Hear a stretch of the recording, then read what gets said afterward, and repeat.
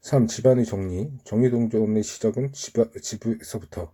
자기 집이나 직장이 완벽하게 정리되어 있다고 느끼는 사람은 거의 없다. 우리는 차 열쇠, 중요한 편지 같은 것을 자주 잃어버린다. 쇼핑을 가서는 사야 할 곳을 깜빡하고 올 때가 많다. 분명 기억할 줄 알았던 약속을 기억하지 못하고 지나가기도 한다. 집안이 깔끔하게 정리되어 있을 때도 서랍과 벽장을 열어보면 잡동사니들로 난장판이다. 내 경우 5년 전에 이사 올 때 짐을 담아온 상자 중에서 아직 풀지도 않은 것들이 있다. 사무실에는 대체로 이것으로 무엇을 해야 할지 알 수 없는 서류 더미가 쌓여 있다. 다락방, 차고, 지하철, 부엌 잡동사니 서랍 등의 상태를 보면 부디 누군가가 그 안에서 들여다볼 일이 없기를 바랄 수밖에 없다. 행여 언젠가 그 안에 무언가를 정말로 찾아야 할 날이 오지 않을까 두렵기까지도 하다. 이것은 분명 우리 선조들만 겪었던 문제가 아니다. 천년 전에 우리 선조들은 어떻게 살았을까 생각해보면 기술적 차이에 쉽게 초점이 맞춰진다. 차도 전기도 중앙난방도 실내 화장실도 없었다. 그들이 우리가 지금 알고 있는 그런 집에서 살고 있었다. 포장 음식이 없었던 것을 제외하면 먹는 것은 대충 비슷했을 것이라고 생각하고 싶은 유혹이 느껴진다. 아마 밀을 더 갈아 먹고 닭 같은 것의 껍질을 더 잘 벗겨서 먹었을 것이다. 하지만 인류학적 기록과 역사적 기록은 그와 아주 다른 이야기를 들려준다. 먹거리와 관련해서 보면 우리 선조들은 손에 넣을 수 있는 것은 모두 먹었다. 쥐, 다람쥐, 공작, 메추리 등 오늘날 대부분 맛이 없어 먹지 않는 온갖 것들을 그저 손에 넣을 수 있다는 이유만으로 표준 식사로 자리 잡았다. 바닷가재처럼 오늘날에는 최고급 요리로 대접받는 일부 음식은 1800년대에 너무도 흔해서 제수들이나 고아들에게 먹이거나 갈아서 비료로 썼다. 하인들은 바닷가재를 일주일에 2번 이상 먹이지 않는다는 서면을 요구하기도 했다. 몇백 년 전까지만 해도 유럽의 가정에서는 지금 우리가 당연시 여기는 것, 심지어 부엌조차 아주 기본적인 것조차 존재하지 않았다. 1960년대 말까지 전형적인 유럽의 가정은 단칸방살이를 했으며 가족들은 온기를 유지하기 위해서 1년 대부분 불가 주변에서 북적거리면서 모여 살았다. 요즘 사람들은 평균적으로 소유물의 숫자가 과거의 그 어느 때보다 비교해보면 1000배는 우습게 넘는다. 소유물의 정리정돈 문제는 분명히 현대사회에 와서 발생했다. 조사 대상인 미국 가정에서 거실과 2개의 침실만 조사해봤는데도 눈에 보이는 물체가 2260가지가 넘었다. 부엌이나 차고에 있는 물품, 서랍, 벽장, 상자 안에 담아놓은 물품은 뺀 숫자다. 이것들까지 모두 포함시키면 그 숫자가 3배 정도는 늘어날 것이다. 수많은 가정이 집이 감당할 수 있는 것보다 더 많은 물품을 쌓아놓고 산다. 그 결과 차고는 낡은 가구나 사용하지 않은 스포츠 도구 등으로 자리를 모두 내어주고 재택근무 사무실은 아직 차고를 옮기지 않은 물건들이 담긴 상자로 난장판이다. 미국인 4명 중 3명은 차고에 짐이 너무 많아서 차를 주차할 공간조차 없다고 한다. 이런 잡동사니들과 마주치면 여성들은 스트레스 호르몬인 코르티솔 수치가 급격히 치솟는다. 코르티솔 수치의 상승은 만성적인 인지기능 장애, 피로, 면역력 저하 등으로 이어진다. 더군다나 소유물을 정리정돈하는 것을 이제는 아예 자기 손을 떠나 일처럼 느끼는 사람이 많아지면서 스트레스가 가중되고 있다. 탁자 옆에는 온갖 잡동사니가 쌓여 있다. 아직 풀리지 않은 저 상자 속에는 무언가 들어있는지 기억도 안 난다. 자기 집에 공구 체인, 에이스 하드웨어처럼 잘 정리되어 있다고 느끼는 사람은 거의 없다. 에이스 하드웨어는 대체 어떻게 그렇게 정리를 잘 되어 있을까?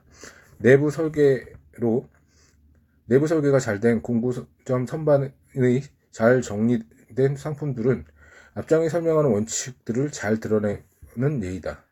개념적으로 유사한 품목과 기능적으로 연결된 물품들이 함께 진영되어 있고 그 와중에는 범주들이 인지적으로 유연하게 유지되고 있다. 존 베니제는 미국의 4,300개가 넘는 매장을 가지고 있는 소매점 에이스 하드웨어의 회장 겸 CEO다. 그는 이렇게 말한다. 소매점과 마케팅을 진지하게 고민하는 사람들이라면 누구나 인간의 뇌에 대해서 더 많이 알고 싶어 하기 마련이다. 뇌가 잡동사니 투성이가 되어버리는데 그 용량의 한계도 부분적인 이유로 작용한다. 딱 그 용량만큼만 흡수하고 해독할 수 있기 때문이다. 박스형 대형 매장은 아주 훌륭한 소매점이고 그로 인해서 더 많은 것을 배울 수 있지만 우리가 추구하는 모델은 규모가 더 작고 물건을 찾기 쉬운 소매점이다. 그래서 우리 고객들은 뇌도 편해질 것이다. 이것은 끊임없이 추구해야 할 과제다. 달리 말해 에이스 하드웨어는 인지적인 경제성을 창조하기 위해 유연한 범주를 사용하고 있다. 에이스 하드웨어는 아주 범주관리 전담팀을 고용해서 고객들이 생각하고 쇼핑하는 방식을 그대로 반영해서 선반의 제품을 전시하려고 노력한다. 일반적으로 에이스 하드웨어의 소매점은 2만 종에서 3만 종의 품목을 판매해야 하는데 체인점 전체로 보면 재고 물품의 종류는 8만 3천 종에 이른다. 에이스 하드웨어의 품목을 계층으로 범주화하며 정원관리, 배관, 전기, 페인트 등 영역으로 분류한다. 그리고 그 범주화 아래 비료, 관계, 도구, 설비, 전선, 전구 등의 하위 범주가 있다. 이 계층 구조는 계속해서 아래로 내려간다. 수공구 및 전동공구. 아래는 다음과 같은 하위 범주로 그 안에 둥지를 틀고 있다. 전동공구, 소비자용 전동공구, 전문가용 전동공구, 습식, 건식, 진공청소기, 유선드릴, 크래프트맨, 블랙앤데커, 마키타, 기타. 하지만 재고관리의 효과적인 방식이 꼭 상품을 선반에 진열하는 하고 전시하는 용도에도 효과적이라고 할 수는 없다. 벤 휘제는 이렇게 말한다. 우리는 망치가 못과 같이 팔린다는 것을 오래전부터 알고 있었다. 고객들은 못을 사러 왔다가 선반에 놓인 망치를 보게 되고 망치가 하나 필요하다는 사실을 떠올리기 때문이다. 예전에는 융통성 없게 망치를 꼭 다른 수공구들과 함께 진열했다. 하지만 지금은 못 옆에도 망치를 몇 개 전시해 놓는다. 울타리의 나무판 하나가 헐거워져 못 하나 필요하다고 가정해보자. 공구점에 가면 통로 하나 전체가 철물 코너로 마련되어 있을 것이다. 나사 볼트, 나사 바지 등 통로 한 면을 차지하고 있고 그 한 면은 다시 계층 구조를 따라 콘크리트 못, 석고형 못, 목재형 못, 압정 등 세부 항목으로 이루어져 있을 것이다. 당신이 빨랫줄을 사려고 한다. 빨랫줄은 독특한 특성을 가진 일종의 밧줄이다. 옷감에 물들이지 않는 재료로 만들어져야 하고 계속해서 야외에 놔둬도 괜찮아야 하고 악천후에도 견딜 수 있어야 한다. 그리고 끊어지거나 늘어지지 않고 세탁물의 무게를 감당할 수 있을 정도의 인장 강도가 있어야 된다. 당신은 공구점 안의 밧줄, 끈, 노끈, 줄, 케이블 등 비슷한 물건들이 못이 진열되어 있는 것처럼 함께 진열된 통로가 하나 마련되어 있을 것이라고 상상할 것이다. 그리고 사실 그렇다. 그런데 상인들은 빨랫줄을 세제, 다림판, 다리미, 빨래집게 근처에 진열함으로써 우리 뇌의 연상기억 네트워크에 영향을 준다. 즉 빨랫줄을 재고 중 일부를 세탁할 때 필요한 곳에 범주와 함께 진열하는 것이다. 이 범주는 뇌의 정보 처리 방식을 그대로 반영하는 기능적 범주다. 이것은 당신이 물건을 쉽게 찾을 수 있게 만들어줄 뿐만 아니라 그것이 필요하다는 사실도 쉽게 기억할 수 있게 해준다. 옷가게에서 물품이 어느 정도 정리 정도는 할까? 여기서도 에이스 하드웨어처럼 계층적 시스템을 사용한다. 비옷의 한 구획, 잠옷의 한 구획 등을 할당하는 등 기능적 범주를 사용하기도 한다. 옷가게에서 범주할 때 문제가 되는 부분은 옷을 적어도 4종류 중요한 차원에 존재한다는 점이다. 즉, 구매자의 성별, 옷의 종류, 색상, 사이즈다. 옷가게에서는 보통 한 코너에 바지, 한 코너에 셔츠 등을 진열한다. 그리고 다음에는 계층을 한 단계 내려서 와이셔츠의 경우 스포츠 셔츠와 티셔츠와 구분해서 진열한다. 바지 코너에서는 물품의 크기별로 배열하는 경향이 있다. 바지 코너를 담당하는 종업원은 손님들이 어지럽히고 간 옷을 정리할 때 다양한 색깔의 바지를 사이즈별로 정리해 놓는다. 이제 문제가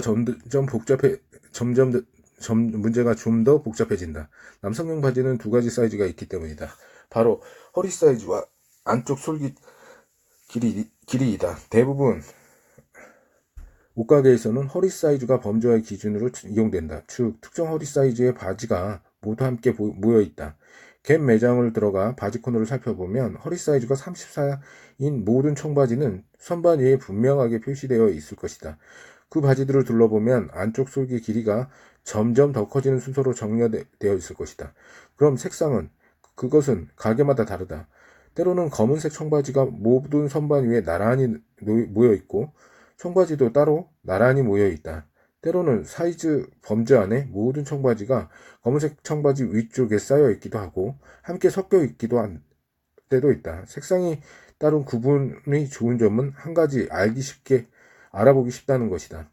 당신의 주의 필터 덕분에 색상의 차이는 금방 눈에 들어온다. 사이즈와 달리 옷의 색깔을 확인하기 위해서는 작은 레벨을 일일이 들여다볼 필요가 없다. 선반의 계층 구조를 이루고 있으며 또한 나누어 있음을 지목해보자. 남성용 의류와 여성용 의류는 각각 따로 자리 잡고 있다. 이것은 합리적인 구분이다. 대부분의 경우 우리가 구입하려고 하려는 옷은 남성용이 아닌 여성용으로서 그 둘 사이에 왔다 갔다 하는 경우가 드물기 때문이다. 물론 모든 가게가 고객들이 물건을 찾기 쉽게 물품을 진열하고 있지는 않다. 백화점은 보통 랄프 로렌은 여기 케빈 롤렌은 거기, 케네스 콜은 한 줄 건너 등 디자이너의 이름에 따서 정리하는 경우가 많다. 한 디자이너 매장 안에서는 옷들을 제일 먼저 유행에 따라서 한 대 묶어놓고 그 다음에 색상 혹은 사이즈별로 한 대 묶어서 재분류의 계층 구조를 적용한다. 백화점의 화장품 매장들은 판매 회사에 따라서 나누는 경향이 있다. 랑콤, 로레알, 크리니크, 에스티로더 등 각기 매장에 따라서 갖고 있다. 이런 방식으로는 핸드백 색과 어울리는 특정 색조의 붉은색 립스틱을 찾는 고객이 쉽게 원하는 제품을 찾을 수 없다. 마음에 드는 붉은색 립스틱을 찾아 백화점의 이곳저곳을 왔다 갔다 하려면 끔찍하게 불편하다. 그런데 백화점에서는 이런 식으로 매장을 운영하는 이유는 매장 공간을 서로 다른 화장품 회사에게 대여해 주었기 때문이다. 백화점의 랑콤 매장은 가게 속의 미니 가게이며 그곳의 판매원들은 랑콤을 위해서 일한다.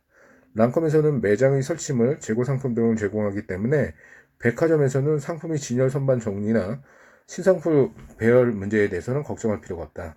백화점은 그냥 매장의 거래 이익 중 일부만 가져가기만 하면 된다. 일반 가정은 보통 에이스 하드웨어, 갭, 랑콤 매장처럼 잘 정리되어 있지는 않다. 사람들은 물건들을 정리하고 그 대가로 임금을 받는 시장의 힘에 의해서 굴러가는 세상도 있지만 이것은 결국 당신의 집이니까 말이다. 한 가지 해결책은 집에서 난장판을 다스려줄 시스템을 가동하는 것이다. 즉, 물건의 위치를 파악하고 그것을 분류하고 잃어버리지 않고 찾을 수 있는 위치에 보관하는 기반을 갖추는 것이다. 정리 시스템에서 중요한 과제는 최소의 인지적인 노력으로 최대한 정보를 제공하는 것이다. 하지만 우리 집과 작업 공간을 정리하는 시스템을 가동하는 것은 정말 쉽지 않은 과제이다. 최소의 인지적인 노력으로 최대의 정보를 제공하는 것이다. 최소의 인지적인 노력으로 최대의 정보를 제공하는 것이다. 최소의 인지적인 노력으로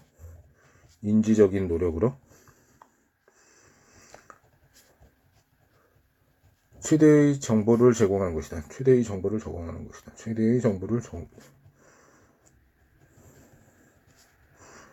제공하는 것이다. 마치 새해 다이어트를 결심해 작심삼일로 끝나는 것처럼 그런 시스템은 오래 이어가지 못할까봐 걱정된다. 그래도 한 가지 좋은 소식은 주변으로부터 서서히 스며들어오는 혼란을 막아줄 정리 시스템을 우리 모두가 이미 어느 정도는 가동하고 있다는 점이다. 포크나 나이프를 잃어버리는 일은 드물다. 부엌에서 그런 물건을 담아놓는 식기서랍을 마련되어 있기 때문이다. 칫솔을 잃어버리는 경우도 드물다. 특정 공간에 주로 사용하고 특정 장소에 보관하기 때문이다. 하지만 병따개를 부엌에서 거실로 가져오고 나왔다가 어디에 두었는지 깜빡하기 쉽다. 물건을 분실하는 일은 상당 부분 이런 구조적인 문제 때문이다. 칫솔처럼 특정 위치에 국한되지 않고 이리저리 옮겨 놓는 다양한 물건은 바로 자주 잃어버리는 것이다. 돋보기 안경의 예를 들어보자. 우리는 이 방에서 저 방으로 갈 때마다 돋보기 안경을 가지고 다닌다. 이런 물건은 특별하게 지정된 장소가 없기 때문에 어디에 두었는지 잊어버리기 쉽다. 이런 일이 일어나는 신경학적 기반에 대해서는 잘 연구되어 있다. 우리는 물건의 공간적인 위치를 기억할 목적으로 해마라는 특화된 뇌구조를 진화시켰다. 이 뇌구조물은 다양한 위험성 요소를 위치할 뿐만 아니라 음식과 식수를 어디에 찾을 수 있는지 파악하는 데에서도 진화의 역사를 통틀어 무척 중요한 역할을 수행해왔다. 해마는 장소를 기억하는 데 있어서 너무나도 중요한 중추이기 때문에 진화 생쥐에게도 발견된다. 다람쥐가 서로 다른 수백 곳에 묻어둔 견과류를 몇 달이 지난 후에도 꺼내 먹을 수 있게 도와주는 데는 바로 해마이다. 런던 택시 운전사 집단을 대상으로 해마를 연구한 신경과학 연구가 있다. 런던의 모든 택시 운전사들은 런던을 관통하던 길에 대해서 얼마나 잘 알고 있는지 시험을 봐야 된다. 이 시험은 상당히 까다로워 준비하는 데만 3, 4년 정도 걸린다. 런던에서는 택시를 모는 일은 까다롭기로 유명하다. 런던은 대부분 미국 도시처럼 도로가 격자 형태로 설계되어 있지 않기 때문이다. 서로 연결되지 않는 길도 많고 길이 끊겼다가 좀 떨어진 장소에서 같은 이름으로 다시 시작되기도 한다. 일방 통행을 하거나